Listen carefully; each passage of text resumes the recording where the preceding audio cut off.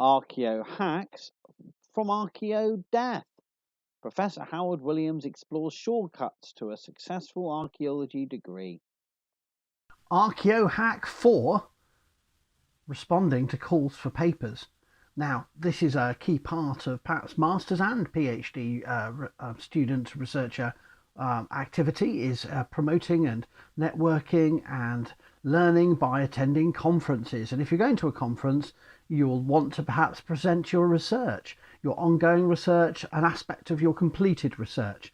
Now, in doing that, I think it's very important you're strategic, and that's my point one. Be strategic about which conferences you can dedicate the time, energies, and that link to your research interests, and make sure you are strategic in which ones you choose. You can't go to every conference, so if you are going to a conference, make sure you think through which one is going to benefit you in terms of your profile, what you might learn from other researchers in your field, and your networking within that arena.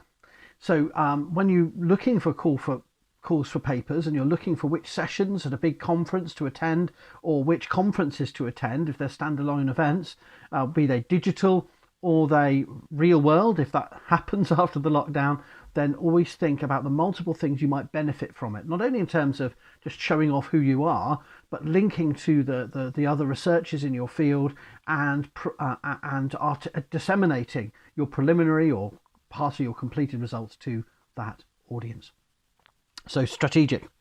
The second point is to look at the key venues, look at the big venues, see the major society conferences, see which ones link to your research areas. So it's about best fit as well as strategy, and make sure that your pitch relates to what their session or conference is actually about. So a part of that is also making sure that it's a legit conference, it's a legitimate conference. There are predatory conferences out there, sort of scams.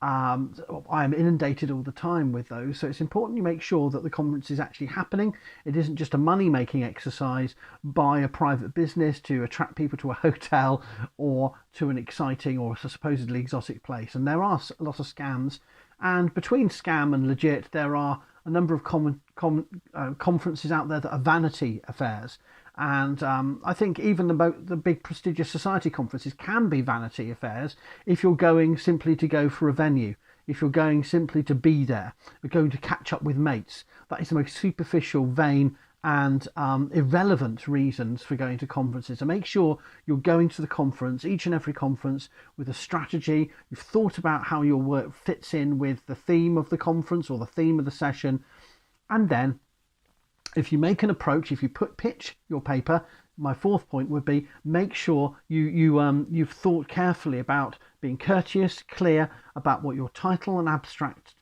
are. Make them clear and up to date and relevant, and make sure they speak to the conference theme or the session themes, or both. Maybe there's a special strands within a big conference. Make sure you make clear in your abstract and title how your paper relates to the session, but perhaps also to bigger current debates going on in the field linked to a strand or the conference as a whole. A further factor to bear in mind when thinking about responding to a call for papers and pitching it is there going to be a publication coming from this event? Now, many people will promise publication just as a way of showing off their prestige or showing off their importance, and it probably will never happen. You have to be very canny about looking through and thinking, is this going to lead to a kind of publication that will do me good, or is this just going to soak up time during my busy research schedule, going to an event, going to a particular venue and presenting? And a conference plus a publication is a good thing for your career. A conference and a bit of networking and learning about what other people are doing is also good. But if you don't get seduced by saying, oh, it's going to lead to a publication, and find it's not a publication that's going to be in a venue or of a character that does you good. Now, those are some points. I would also say make sure you've thought through the budget. Will there be funding available for you to attend? Because remember, there'll not only be flights and accommodation, even a digital conference may have a registration fee, but also increasingly a prerequisite of membership. So there's two stages of registration. You'll have to be a member of the society and then pay the registration fee. So make sure you've worked out all the costs. You've done a costing to make sure it's appropriate. Now, all of those are about responding to calls for papers for conferences or events, be they digital or face-to-face.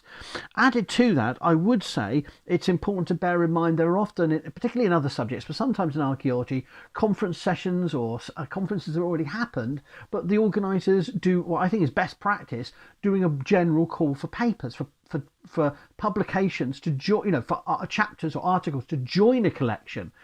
So not to go to a conference, but to actually join a collection. Now, that happens less in archaeology than it really should do, but it does happen wider within the social sciences and humanities. And again, many of what I've just said apply. It's going to take up your time, your energies. Is this going to be a venue that's actually going to do you good? Is it going to be relevant to your research, or are you trying to contrive a connection just because you see an opportunity for publication? It's important you think through carefully who's doing it, how they're doing it, the timescale they're doing it, and whether there is a link that you can make that's going to mean that your research is going to support the theme that they're trying to develop or their project, and that that final outcome will benefit you in terms of your profile and in terms of suitability. And again, you've got to be careful of predatory calls for papers from bogus journals that are basically looking to money make, and there'll be hidden costs down the line. And it's not a venue that's really trying to promote academic research. It is just a contrived journal being put out by a dodgy publishing house. And there are hundreds of these out there, and I get spam mail inviting me to publish and then inviting me to republish things I've already published in a range of venues. So you have to be very aware both of predatory and spam conference invitations and session call for papers, but also publication call for papers. So it's a bit scary world out there, but with a bit of advice from your supervisor and a bit of caution and a bit of planning in terms of budget, strategy, best fit, in terms of beware of whether it's a scam, and thinking through whether it'll actually benefit you and lead on to publications are all key points. And that's my little sort of set of preliminary tips for responding to calls for papers. But I would add one final thing, is if you're thinking of doing any of this and you can't find a theme or a place to present your work, or you can't see anybody calling for papers on a particular theme, rather than that being a failing of you, that's an opportunity, isn't it? For you to set up a conference or propose a conference session yourself, and you set the agenda. You to do a project that links together people of multiple disciplines or multiple periods or regions, but addresses the theme directly relevant to your own research. So you don't have to sit around as an MA student or a PhD student waiting for a conference or a publication that suits you. You can set the agenda, and you can forge forward with projects, if you have time, and balance it against your other work to set the agendas, set the debates for yourself. And that's something that I feel I've done quite a lot in my career.